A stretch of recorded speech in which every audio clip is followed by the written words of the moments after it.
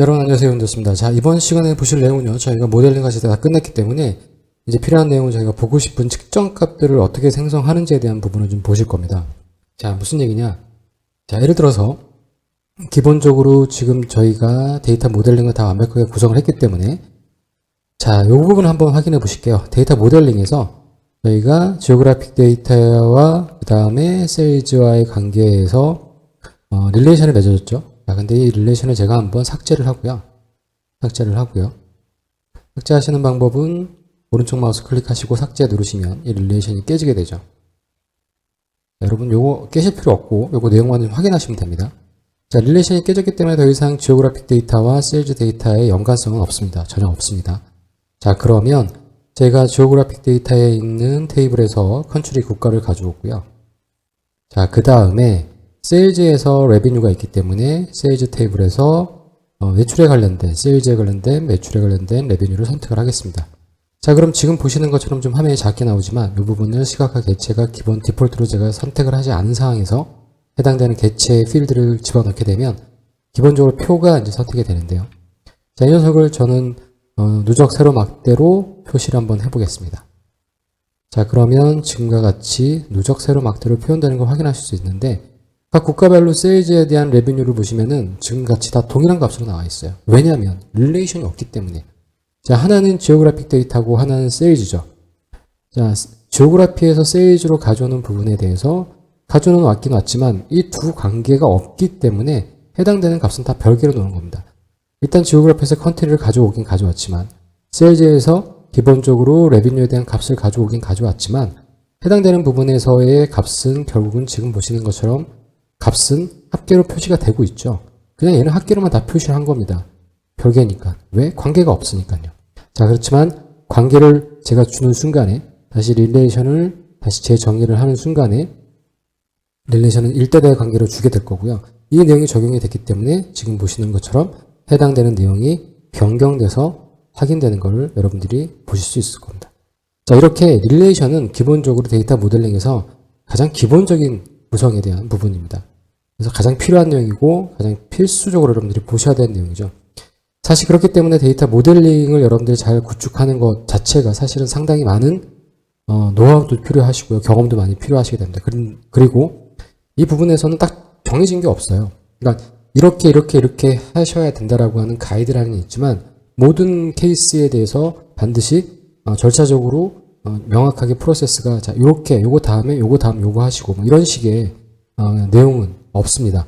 여러분들이 경험을 통해서 이러한 내용들에 대한 부분들을 최대한 잘 맞춰 나가셔야 되는데 전반적으로 보시면 지금 현재 매니팩처에 대한 부분이 프로덕트과 연결되어 있는 프로덕트의 측면에서 보면은 기본적으로 가지가 쳐져 있는 거죠. 근데 이게 만약에 없다라고 생각해 보시면 기본이 되는 팩트 테이블이 하나 있고요. 나머지는 디멘션 테이블입니다. 자, 이 녀석을 기준으로 놓고 보면은 제가 이렇게 배치를 하게 되고 여기 하나가 더 있다라고 하면 완벽하게 스타 스키마를 갖죠. 별 모양의 구조를 갖게 됩니다. 근데 이것은 별 모양의 구조에서 약간 변형된 형태죠. 자, 가지에 또 가지를 치는 형태이기 때문에 보통 이런 형태를 우리가 스노우 플로크죠. 그래서 눈송이, 죄송합니다. 눈꽃송이 모양으로 약간 변형된. 그래서 눈꽃송이 모양까지는 어느 정도 이해가 되지만 일반적으로 권장사항에 대한 부분에서는 스타 스키마 구조를 만드는 게 좋다 이렇게 얘기를 합니다. 하지만 제가 이전 강좌에서 말씀드렸던 것처럼 실무에서 데이터의 구조를 정확하게 이렇게 딱 떨어내기가 어려운 구조도 분명히 있습니다. 그 부분에서는 테이블을 다시 구성한다든가 이런 형태로 구성을 좀 하셔야 돼요. 자, 이 부분에 관련된 거는 저희 파워 피벗 릴레이션에 관련된 부분의 강좌를 좀 참고하시면 되실 것 같고요. 자, 저희는 다시 저희 원래의 목적인 취지로 돌아와서 자, 기본적으로 지금 우리가 분석될 수 있는 개체들을 보시면 이 앞쪽에 시그마 표시가 있는 즉 숫자이기 때문에 뭔가 집계할 수 있다는 그런 의미에서 시그마 표시가 되는 겁니다. 자, 그러면 우리가 일반적으로 이러한 패턴, 이러한 유형이 되는 적용될 수 있는 가장 기본적인 개념 자체가 어떤 개념이냐면 여러분이 이렇게 이해를 좀 해주셨으면 좋겠어요. 자, 이거는 어떤 개념이냐? 이렇게 여러분들 반드시 피벗 테이블을 생각하셔야 돼요. 자, 피벗 테이블의 구조를 보시면 자, 이렇게 여기는 행이 되죠. 행이 되고 여기는 열이 되고요. 여기는 값이 되게 됩니다. 자, 그래서 기본적으로 각각 테이블에 자, 테이블에 지금 보시는 것처럼 각각의 필드로 정의된 녀석들은 어느 위치를 갈 수 있습니다. 어느 위치든지요. 자, 이 녀석이 만약에 지금 현재 보시는 것처럼 담당자라고 하면 담당자가 행으로 갈 수도 있고요. 담당자가 열로 갈 수도 있죠. 마찬가지로 담당자가 값으로 갈 수도 있습니다. 그러면 담당자에 대한 개수, 카운팅 이런 걸 셀 수 있겠죠.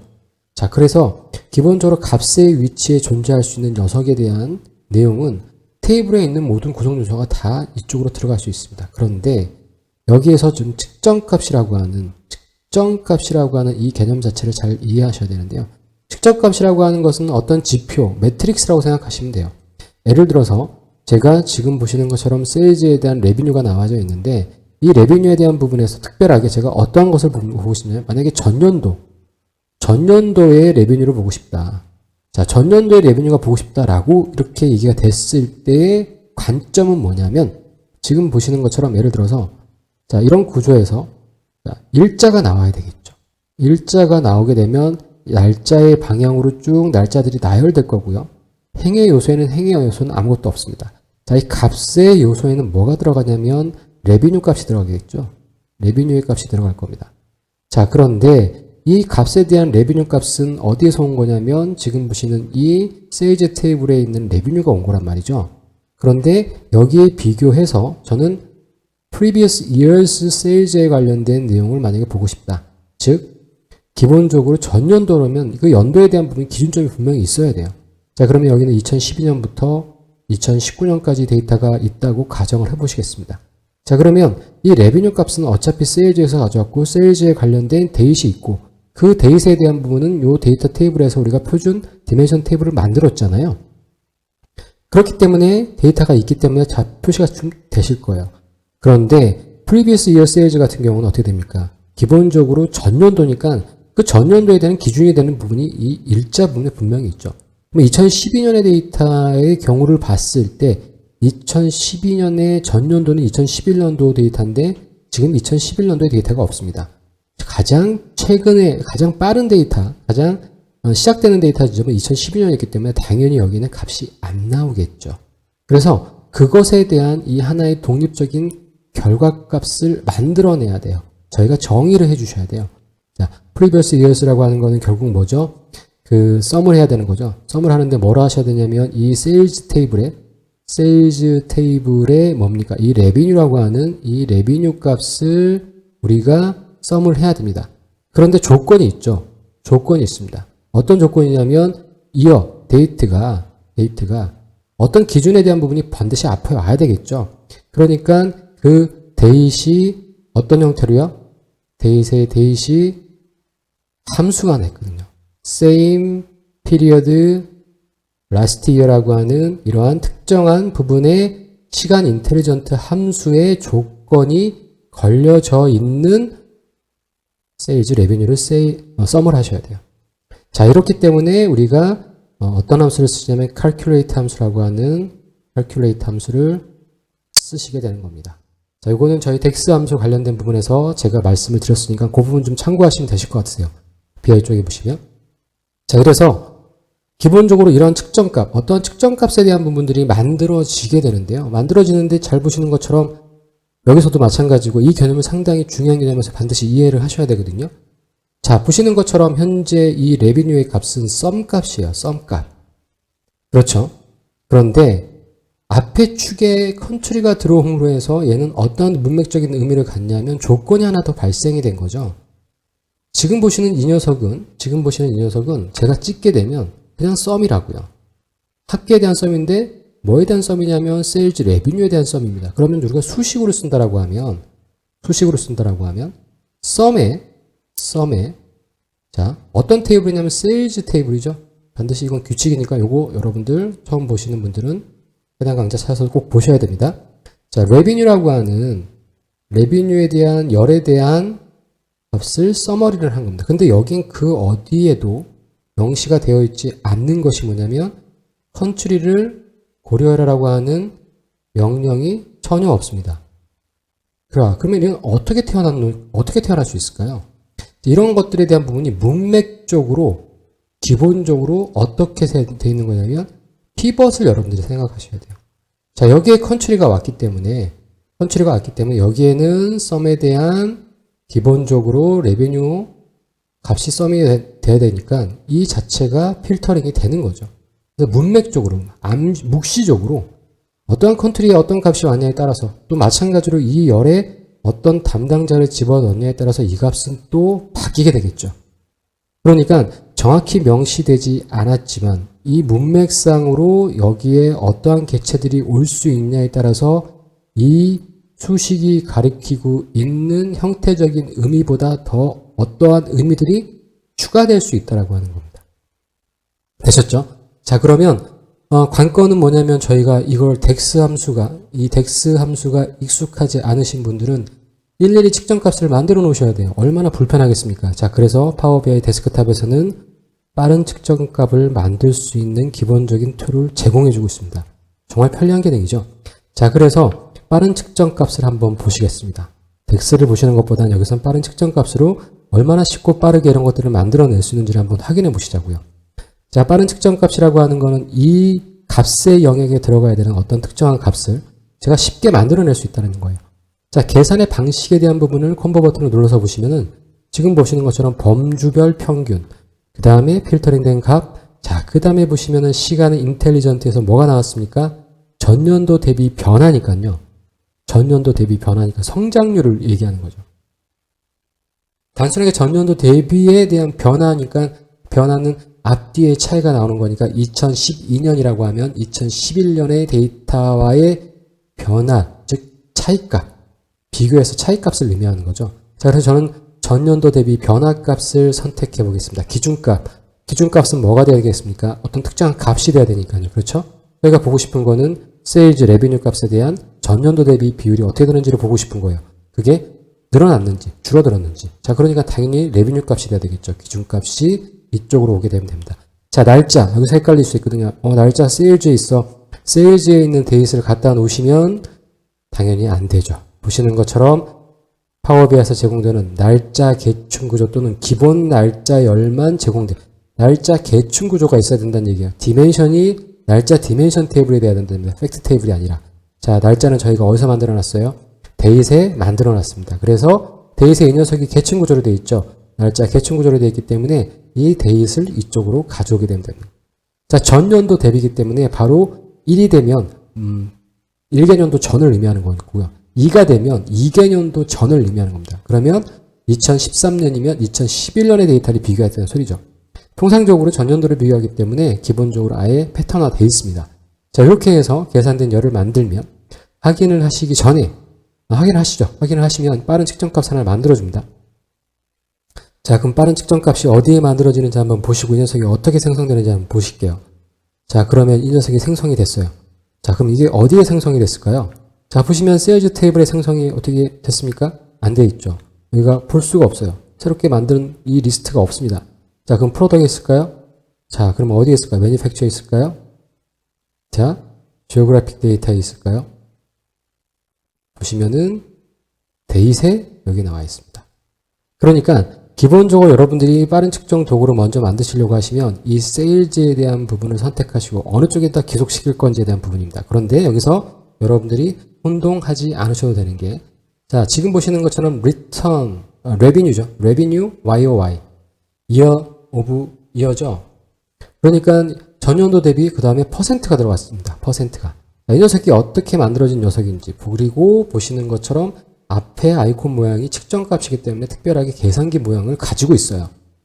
자, 그러면 이 녀석이 어떻게 만들어진지 이 녀석에 대한 부분에 대한 내용을 확인하기 위해서 이 녀석을 찍어보시면, 자, 보시는 것처럼 여기에 수식이 파워 BI 데스크탑이 만들어진 걸 볼 수 있습니다. 자, if문으로 이게 is 필터, 이게 필터가 걸려 있으면은 에러가 났을 땐 이 메시지를 띄우고, 아니면은 calculate에서 sales revenue를 구하는데 조건이 뭐냐면 date add date를 기반으로 해서 바로 앞년도에 연도를 기준으로 해서 값을 가지고 와라, 이렇게 표현을 해준 거예요.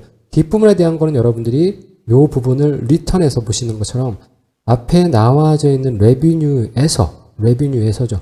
revenue에서 sum을 한 값을 나눠주는 차이를 구한 거기 때문에, 그러면 지금 보시는 것처럼 calculate sum revenue에 대한 여기까지가 뭘 의미하는 거냐면 전년도에 대한 previous years에 대한 sales revenue를 얘기하는 거예요. 되셨죠? 그거를 한 번 더 계산한 겁니다. 즉, sales revenue를 previous years에 대한 부분을 각각을 뺀 다음에 previous years의 값으로 나눠주면 그 값에 대한 차이가 되겠죠. 자, 이 부분은 여러분들, 그래서 덱스 함수는 어느 정도 여러분들이 덱스 함수의 구문을 이해를 하셔야 돼요. 전혀 덱스 함수를 모르고 쓰실 수는 있겠지만 덱스 함수를 아시면은 기존에 만들어져 있는 거를 생각이 안 날 때 빠른 측정값으로 측정에 대한 부분을 만들어 놓고 이걸 참조해서 이렇게 만드는 거 이거 잠깐만 변형하면 되겠구나 라고 하는 힌트를 얻을 수가 있는 겁니다. 그래서 적극적으로 여러분들이 빠른 측정값을 좀 활용을 하시고요. 자, 그 다음에 이 빠른 측정값에 대한 측정 도구에 대한 값이 나왔는데 자, 이 값에 대한 부분에 대해서 홈 테이블이 어디에 있냐면 날짜 테이블에 있는 거예요. 자, 이 녀석은 단순하게 어디에도 와도 상관이 없지만 단 주의하셔야 될 것은 반드시 이 측정값은 어디에만 올 수 있냐면 피벗 테이블로 따지면 이 값의 영역에만 올 수 있습니다. 절대 이 녀석은 자, 행과 열 이쪽으로 못 간다는 소리예요. 그 얘기는 무슨 얘기냐면 이거를 그냥 그래프로 만들어 놓은 게 차트거든요. 자, 보시는 것처럼 요게 X축, 그 다음에 요게 Y축이잖아요. 요게 값에 대한 표시값이죠. 그러니까 이 녀석들은 이쪽 축으로도 올 수 있고 이쪽 축으로도 올 수 있고 범내로도 갈 수 있고요. 다양하게 위치를 갈 수 있죠. 하지만 이 값의 영역에 대한 부분, 즉 이 측정값은 항상 값의 영역에만 오지 이 측정값이 이 축으로는 못 옵니다. 이렇게 말씀드리면 헷갈릴 수 있지만 여러분들이 차근차근 잘 생각해보면 이 측정된 값이 당연히 이 축의 값으로는 오지 못한다는 거는 조금만 더 여러분들이 심사숙고하시면 그냥 이해되실 수 있는 내용 중에 하나예요. 자, 그럼 지금 보시는 것처럼 calculate, 그 다음에 sales revenue, 그 다음에 요게 바로 전년도 세일즈에 대한 부분을 얘기한다고 말씀을 드렸잖아요. 자, 그러니까 저는 요걸 임시로 잠깐 복사를 해 놓을게요. 자, 복사를 카피를 하고요. 카피를 하고 다시 요 부분을 나간 다음에 자, 새 측정값을 한번 만들어 보겠습니다. 새 측정값을 선택을 하시고요. 자, 그 다음에 저는 이걸 뭘로 쓸 거냐면요. 측정값은 previous years가 py sales라고 할게요. 대문자로 쓰겠습니다. py sales라고 하고 equal 하신 다음에 컨트롤 V로 제가 복사했던 거를 갖다 놓겠습니다. 그러면 previous years, 자, 그 다음에 제가 한번 해석을 해드릴게요. calculate는 기본적으로 엑셀의 sum if와 동일한 형태를 나타내는 거죠. 여기에서는요. 자, calculate는 계산하라고 하는 그런 의미고요. calculate는 계산하라고 하는 그런 의미고요. 지금 보시는 것처럼 calculate는 계산하라고 하는 의미입니다. 자, calculate는 계산해라. 어떻게 계산하냐면 sum이 있고 그 다음에 여기가 조건이 되는 거예요. 그러니까 이 경우에는 조건이 있는 sum이죠. 그래서 sum if가 되는 겁니다. 만약에 이게 count가 되면요. count if가 되겠죠. 그렇기 때문에 이 함수 하나로 이런 함수를 품음으로 해서 엑셀에서 개개별로 단독으로 존재했던 함수들을 얼마든지 다양하게 확장성 있게 쓸 수 있는 거죠. 어떤 의미에서 사용자 입장에서는 조금 더 불편할 수도 있어요. 왜냐하면 이 함수의 덩어리를 그냥 sumif, 그 다음에 countif 이런 큰 덩어리를 쪼개놨잖아요. 그래서 요 부분 그러니까 사용자가 만약에 요거하고 요게 필요하면 이렇게 조합해서 이렇게 써. 이렇게 되는 거죠. 그런 의미입니다. 자, 그래서 엔터를 치시면 previous sales years라고 하는 게 만들어질 거고 어디에 들어가 있죠? 자, 여기 보시는 것처럼 여기 데이스가 있습니다. 보시는 것처럼 이 위치에 대한 부분은 어디에 오든지 상관없어요. 자, 얘는 단지 현재 보여지는 곳이 데이시라고 하는 거니까 자, 그럼 이 위치를 좀 바꾸고 싶겠죠. 여러분들 실수하시면 여기저기다 막 만들어 놓을 수 있거든요. 한 곳에 몰아놓겠습니다. 저는 세일즈에 관련된 부분이 가장 중요한 데이터이기 때문에 기본적으로 저는 이 녀석을 선택하고요. 그 다음에 어디로 가시냐면 홈 테이블. 자, 이 녀석이 위치되는 홈 테이블이 어디냐. 이 홈 테이블이 어디에 위치하는 것은 전혀 계산 측정 값에 영향을 미치지 않습니다. 그냥 단순하게 위치되는 것만 얘기하는 거예요. 그래서 제가 세일즈로 옮겨라. 세일즈를 선택하시면 기본적으로 이 녀석이 세일즈로 옮겨지는 거 보이시죠? 자, 레비뉴 요거 YOY에 대한 부분도 다시 제가 날짜에서 세일즈로 선택하겠습니다. 그러면 세일즈로 넘어가는 거를 확인하실 수 있으실 거예요. 자, 그러면 이제 저희가 한번 확인해 보겠습니다. 제대로 들어왔는지를 확인해야 되잖아요. 자, 확인하시면 기본적으로 간단하게 확인하기 위해서 표로 선택을 하고요. 자, 표로 선택을 하고 그 다음에 저는 데이스로 먼저 표시를 하겠습니다. 데이스로 표기를 하고요. 날짜가 쭉 나왔죠. 날짜가 나오고 그 다음에 여기다가 저는 뭐를 추가할 거냐면 세일즈 레비뉴를 선택할게요. 자, 레비뉴를 선택하면 레비뉴에다 값이 다 나오겠죠.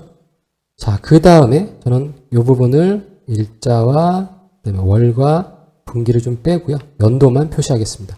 지금 보시는 것처럼. 자, 그 다음에 아까 제가 생성했던 측정값이 previous year sales니까 기본적으로 전년도에 대한 세일즈 값을 나타내는 거겠죠. 이걸 같이 동시에 표현하면 자, 이거 확인만 하시면 되죠. 데이터 영역이 작기 때문에 이건 나중에 말씀드릴 겁니다. 값에 대한 부분에 대해서 값에 대한 크기를 좀 더 키워서 여러분들이 한눈에 보기 좀 편하시게 좀 더 확대해서 보도록 하겠습니다. 자, 보시면 이제 얼추 보이시죠? 정확하게 가져왔는지 보실게요. 자, 2012년도 실제적인 레베뉴는 요 금액이고요. 이 previous years는 전년도니까 2011년도가 없으니까 값이 당연히 안 나오겠죠. 2013년도에 2012년도 거 가져오면 됩니다. 정확하죠? 그 다음에 2014년도에 2013년도 거 가져오면 됩니다. 정확하죠. 자, 이렇게 확인됐으니 저는 요것을 어떻게 해요? 누적 세로 막대, 요건 세로 막대로 선택을 하시면 보시는 것처럼 전년도에는 없기 때문에 첫째 연도에는 보이지 않았지만 둘째 연도에 보시는 것처럼 어떻게 됩니까? 기본적으로 연도에 대한 부분에서 레비뉴고 요거는 어떻게 됐죠? previous years죠. 그러니까 2012년을 의미하는 거죠. 전반적으로 전년도 대비 다 성장을 했습니다. 가장 많이 성장을 한 게 2013년도의 갭 차이가 가장 크게 되겠죠. 그러면 이런 차트 같은 경우는 포포스 차트나 뭐 갭을 나타내는 갭만 나타내는 차트를 보신다고 하시면 자, 이런 차트를 보신다고 하시면 이 각각의 차이에 대한 부분만 여러분들이 확인될 수 있겠죠. 자, 이렇게 다양하게 데이터를 분석할 수 있고 우리가 어떠한 특정한 숫자로만 표시되는 것보다는 훨씬 더 직관적이고 해석하기가 훨씬 더 편하죠. 그런 의미에서 데이터 시각화는 반드시 필수적인 요소고 그 다음에 이런 부분들이 데이터를 기반으로 해서 동적으로 일어나는 거기 때문에 우리 일반적인 사무에서의 환경을 잘 보시면 여러분들 아침에 어떻게 되십니까? 일단 먼저 출근하셔서 커피 한 잔 드시거나 아니면 무조건 커피 한 잔 가지고 가시면서 회의를 하시죠. 쓸데없는 회의를 정말 많이 합니다. 그리고 매번 반복적인 내용들 그리고 결국에는 그 회의 결과는 메일로 데이터를 보내주거나 자료를 보내주는 거예요. 업무 지시도 분명히 받겠지만요. 하지만 그런 아침에 회의 때마다 이루어지는 여러분의 일상적인 과정들을 보시면 결국에는 데이터를 내가 같이 항상 볼 수 있는 대시보드가 있다라고 하면 상당히 그러한 부분들은 불필요한 작업들이 되겠죠. 왜냐하면 데이터에 대한 데이터 중심으로 즉각적으로 동적으로 보고될 수 있는 보고서를 다 참조하고 있다면 굳이 그 부분에서 어떠한 내용에 대한 부분들을 다시 또 데이터로 확인하고 보고서로 다시 재차 확인할 수 있는 그런 일련의 작업들을 거치지 않아도 된다는 겁니다. 자, 그래서 기본적으로 지금 보시는 것처럼 어떤 측정값을 생성해내는 방법, 그 방법의 가장 빠른 거는 지금 보시는 것처럼 빠른 측정값을 가지고 우리가 활용을 하면 된다. 하지만 빠른 측정값은 어느 정도 덱스에 대한 기본적인 이해가 있으셔야 되고 문법에 대한 이해가 분명히 있으셔야지만 여러분들이 그것을 변형하거나 또 잘못된 부분에 대한 것들을 여러분들이 찾아낼 수 있다라고 보셔야 될 것 같아요. 자, 그래서 빠른 측정값에 다른 여러 가지 값들 있죠. 그것도 여러분들 직관적으로 보실 수 있습니다. 범주별 평균이면 기본적으로 평균값이 돼야 되니까 우리가 어떤 특정한 세일즈 값이 됐던 아니면 유닛의 개수가 됐던 평균을 구해야 되는 값이 나올 거잖아요. 레비뉴 값을 넣고요. 범주에 대한 부분은 아까 말씀드린 것처럼 이제 필터에 대한 제한 조건이기 때문에 자, 예를 들어서 만약에 세그먼트별로 합계를 구하고 싶다라고 하시면 세그먼트가 범주가 되는 거겠죠. 자, 이렇게 직관적이고 아주 간단하게 만들어지는 거고 그런 것들이 만들어진 거를 여러분들 조금 더 변형을 하시려고 하시면 덱스에 대한 내용을 반드시 아셔야 된다라고 하는 그 부분이 분명히 필수적인 거니까요. 그리고 차후에 이런 덱스에 관련된 부분에서 어떤 지표들, 보통 우리가 이제 분석하려고 하는 지표들이기 때문에 사실상 가장 중요한 포션을 차지하는 부분이 바로 측정값이죠. 그런데 여러분이 잘 보시는 것처럼 데이터를 가져오는 부분에서도 데이터가 원하는 형태가 아니면 그런 것들을 어느 일정 부분은 거기에도 좀 중요한 부분이죠. 데이터를 일단 가져와야지 뭔가를 할 거잖아요. 그러니까 데이터를 가져오는 것도 중요해요. 그래서 변형하고 이런 부분도 중요하죠. 그 다음에 당연히 보시는 것은 릴레이션을 못 주게 되면 이런 것들도 줄 수가 없으니까요. 데이터 모델링도 중요하다고. 데이터 모델링이 중요하면 결국엔 거기서 덱스 함수도 있어야 되고 그 다음에 시각화에 대한 부분은 그나마 조금 더 우리가 쉽게 구현해 볼 수 있습니다. 앞단이 기본적으로 많이 힘든 거지 이 시각화의 요소들은 어차피 있는 기능이고 특별하게 뭘 바꿔서 제가 하는 것과 여러분이 하는 것과 이게 틀리다? 틀릴 수가 없습니다. 같은 기능이기 때문에 정해진 기능이에요. 그래서 그 정해진 기능에 대한 부분은 여러분들이 원리만 이해하시고 간단하게 이 진행되는 패턴만 이해하시면 어느 정도 일정 부분 정형화될 수 있습니다. 하지만 앞에 말씀드렸던 파워쿼리라든가 데이터 모델링, 관계 릴레이션에서 덱스 함수 측정값 만들어내는 이런 부분들은 어떻게 좀 더 잘 적응된 사람이, 잘 숙달된 사람이 만드냐에 따라서 뭐 쉽게 만들 수도 있고요. 또 어렵게 구현할 수도 있고 그건 좀 편차가 좀 있으니까 그 부분은 여러분이 좀 노력을 좀 하셔야 됩니다. 자, 오늘 말씀드렸던 전반적인 내용에 대한 부분에서 측정값에 대한 부분 어떻게 생성하는지 그건 덱스에 관련된 부분이고 그 부분에 대해서는 점차적으로 여러분들 시간 좀 투자하셔야 되고요. 일정 부분에 축적의 시간이 필요하다. 하지만 간단하게 만들어 볼 수 있는 측정값을 통해서 여러분들이 그런 것들을 좀 더 트라이 볼 수 있는 여지는 분명히 있다라고 여러분들을 확인하시면 되실 것 같습니다. 자, 저는 이렇게 기본적으로 간단한 형태 레비뉴와 그 다음에 전년도 그 다음에 성장률에 대한 요 두 개만 가지고 나머지 부분들은 이제 그때그때 덱스 함수를 가지고 좀 말씀을 드리고요. 이제 저희는 측정값까지 우리가 원하는 기본적인 측정 요소까지 다 나왔기 때문에 이 다음 강좌부터는 기본적으로 우리가 시각화의 요소들, 어떤 시각화 요소를 또 어떻게 적절하게 쓸 수 있는지, 그리고 시각화 요소 중에서 우리가 좀 더 분석하는 측면에서 사용자 편의의 기능이 어떤 것들이 있는지, 뭐 그런 것들에 대한 부분을 가지고 본격적으로 이제 시각화의 개체들, 요소들에 대해서 설명을 드리도록 하겠습니다. 자, 저는 여기까지 말씀드리고요. 혹시라도 제가 말을 기존보다 좀 빨리 한다고 느껴지신 분들은 사실은 제가 이 정도의 패턴으로 얘기를 했었고요. 뭐 여러 가지 구독자분들께서도 좀 조언도 좀 주시고 이래서 될 수 있으면 이전에는 좀 더 천천히 그리고 좀 자세하게 설명을 드리기 위해서 기존 강좌에서는 제 스타일을 좀 많이 버렸었는데 저도 좀 답답했었고요. 그런데 많은 분들이 이제 주신 내용 중에서 좀 너무 루즈하다라고 그런 의견이 좀 대부분이셔서 물론 안 그러신 분도 계시겠지만 그것 때문에 조금 제 스타일을 좀 찾아가려고 하고 좀 변화를 좀 주고 있습니다. 혹시라도 그 부분에서 또 어떤 조언을 주실 분들은 얼마든지 댓글로 좀 주시면 제가 그 부분을 또 고려해서 또 참조해서 또 앞으로 동영상에 또 반영할 수 있도록 하겠습니다. 자, 아무튼 저는 오늘 여기까지 하고요. 여러분들 저는 또 다음 시간에 여러분들 찾아뵙도록 하겠습니다. 감사합니다.